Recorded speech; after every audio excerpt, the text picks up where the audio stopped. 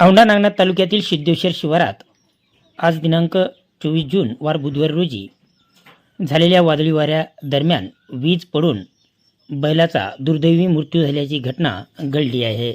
सदरील घटना ही 210 मध्ये घडली असून बैल शेतात बांधलेला असताना बैलाच्या अंगावर वीज कोसळल्याने बैलाचा मृत्यू झाला आहे।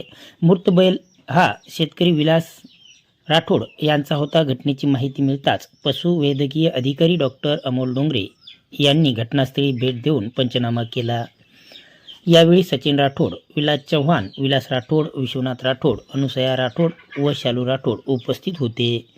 या घटनेमुळे शेतकरी विलास राठोड यांचे सुमारे 70 ते 80 हजाराचे नुकसान झाल्याचे सांगण्यात आले आहे। नैसर्गिक आपत्तीमुळे झालेल्या या नुकसानीची दखल घेऊन संबंधित शेतकऱ्यास शासनाकडून तातडीने आर्थिक मदत व नुकसान भरपाई देण्यात यावी अशी मागणी सिद्धेश्वर येथील ग्रामस्थांनी केली आहे।